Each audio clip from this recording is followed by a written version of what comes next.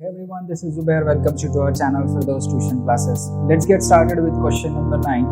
But before that, अगर आपने हमारा basic introductory video on exercise number 1.3 अगर मिस कर दिया है तो उसे ज़रूर देखें, क्योंकि उसे देखे बिना आप इन एग्जाम्पल्स को और एक्सरसाइज नंबर 1.3 को सॉल्व करने जाएंगे तो आपको ज़रूर कुछ दिक्कत जा सकती है। इसलिए उन वीडियोस को ज़रूर देखें और उसके बाद में इस वीडियो को कंटिन्यू करें। तो let's get started with example number 9। It is very important और मैं इस क्वेश्चन को बहुत इंपॉर्टेंट इसीलिए कह रहा हूँ क्योंकि बहुत सी एमपीएससी एग्जाम, यूपीएससी एग्जाम और सिविल सर्विसेज एग्जाम्स जितनी भी है उनमें मैथ्स में इस तरीके के क्वेश्चंस को काफ़ी बार पूछा गया है।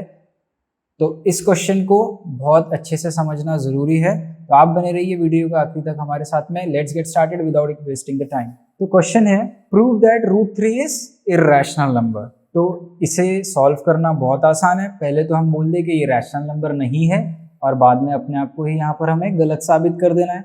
लेकिन वो करना कैसे, आइए समझते हैं।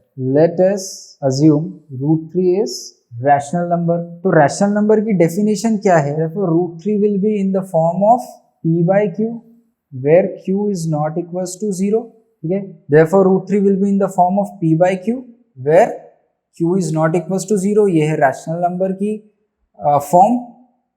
लेकिन इसमें हमें साथ में एक चीज और लिखना पड़ेगा, also a and b are coprime numbers. Basic videos में हमने को-प्राइम नंबर्स की क्या डेफिनेशन पढ़े थे कि ये ऐसे पेयर ऑफ नंबर्स होते हैं जिनके कॉमन फैक्टर्स सिर्फ और सिर्फ 1 होते हैं, उनके अलावा इनके कोई भी और फैक्टर नहीं रहेंगे। तो यहाँ पर हमने क्या लिख लिया, √3 will be in the form of p/q where q is not equals to 0। ठीक है, ये तो हम रैशनल नंबर के बारे में जानते ही है। Also a and b are co-prime number. That means √3 को हम लिख सकते हैं a/b लिख सकते हैं। अब इन दोनों का हम स्क्वायर लेंगे बोथ द साइड। तो जैसे ही हमने स्क्वायर लिए तो √3 का बन जाएगा ये 3, a बन जाएगा a² और b बन जाएगा b²। तो b² को हम क्या लिख सकते हैं, b² is equals to a² upon 3। कैसे, देखिए b² इधर चले गया ट्रांसपोज होके और ये 3 a² के नीचे आ गया। तो आप यहाँ पर क्या नोटिस कर रहे हो, that 3 is divisible by a²। क्या देख रहे हैं आप, 3 इज डिविजिबल बाय a²।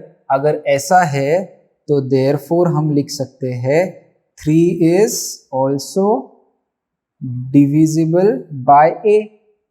अब सर a² को 3 डिवाइड कर सकता है तो a को भी 3 डिवाइड कर सकता है, ऐसा क्यों?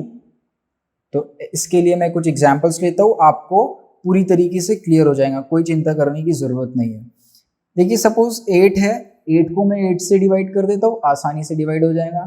तो 8² को मतलब कि 64 को भी मैं 8 से डिवाइड कर सकता हूँ। क्या किया मैंने, 8 का स्क्वायर लिया। तो 8 अगर डिवाइड हो सकता है 8 से तो 64 भी डिवाइड हो सकता है। इसी तरीके से अगर 5 डिवाइड हो सकता है 5 से तो 5 का स्क्वायर भी 5 से डिवाइड हो सकता है। इसी तरीके से अगर a से 3 डिवाइड हो सकता है तो a² से भी तो 3 डिवाइड हो सकता है कि नहीं? बस ये छोटा सा ही इसके पीछे रीजन है कि 3 is divisible by a², then 3 is also divisible by a। अब हम एक और एक इंटीजर ले लेते हैं, इसको पहले हम 1 नाम दे देंगे। अब एक और एक इंटीजर को हम यहाँ पर कंसीडर कर लेते हैं और इसी को यहाँ पर उठा के कॉपी पेस्ट कर देंगे। तो वो इंटीजर है a इक्वल्स टू 3c। अब ये √3 की वैल्यू ऑलरेडी हमारे पास में a/b है। इस a की वैल्यू हमने क्या कंसीडर करे है, 3c कंसीडर करे है। तो यहाँ पर a की जगह हम 3c लिख देंगे। तो √3 is equals to 3c upon b आ जाएगा। ये देखिए आ गया यहाँ पर। इसके बाद में हम स्क्वायरिंग करेंगे, जैसे कि यहाँ पर हमने करे थे, पूरा इसको उठा के कॉपी पेस्ट करना है और कुछ नहीं है। स्क्वायरिंग करें बोथ द साइड। स्क्वायरिंग करने के बाद में √3 का 3 बन गया और ये स्क्वायर गया 3 के पास में 9 बन गया, ये स्क्वायर गया c के पास में c² बन गया और b के पास में गया तो b² बन गया। इसके बाद में हमने b को इधर ट्रांसपोज करे 3 के पास में और 3 को ट्रांसपोज कर दिए नीचे में, जैसे कि यहाँ पर भी करे थे हमने, यहाँ पर भी वैसा आ गया। अब ये 3 कैंसिल हो जाता है किससे, 9 से। तो यहाँ पर हमारे पास में मिल गया b² is equals to 3c²। अब ये जो c² है इसके पास में जो 3 है इसको भेज देते हैं अपन b के नीचे में। ठीक है, तो आप यहाँ पर क्या देख रहे हैं, जिस तरीके से ये ए स्क्वायर डिवाइड बाय 3 हुआ था, यहाँ पर बी स्क्वायर भी डिवाइड बाय 3 हो गया। तो यहाँ पर क्या लिख सकते हैं अपन, 3 is divisible by b square, तो इसीलिए 3 is also divisible by b. Since 3 is divisible by b square, तो 3 डिविजिबल बाय बी भी हो जाएगा। उसका रीजन यही है जो मैंने आपको समझाया था कि अगर 3 डिवाइड हो सकता है बी स्क्वायर से, तो बी से भी डिवाइड हो सकता है। अब यहाँ पर आप क्या नोटिस कर रहे हैं कि ए और बी के कॉमन फैक्टर आ गए 3। ए भी डिवाइड हो जा रहा है 3 से और बी को भी 3 डिवाइड कर दे रहा।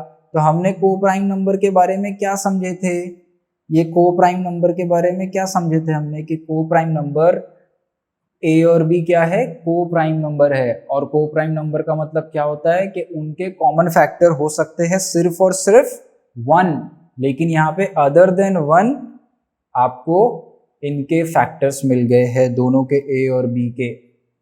हो गई हमारी बात गलत साबित। तो इसका स्टेटमेंट हम इस तरीके से लिख सकते हैं, जो कि आपको स्क्रीन पे अभी लिखा हुआ दिख रहा है।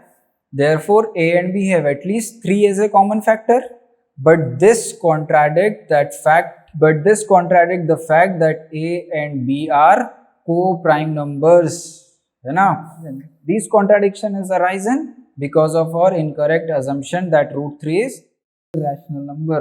So we conclude that root 3 is irrational number. ये स्टेटमेंट आपको जो स्क्रीन पे दिख रही है, आप उसको लिख सकते हैं। तो ये जो कॉन्ट्राडिक्शन क्यों आया, क्योंकि हमने जो अजम्पशन किया था कि रूट 3 इज रैशनल नंबर, ये हम गलत साबित कर दिए कि हमारा जो अजम्पशन था वो रॉन्ग था।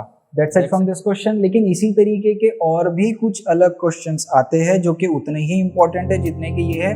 तो अगले वीडियो में हम उसे भी सॉल्व करेंगे। So you stay tuned to our channel for those tuition classes.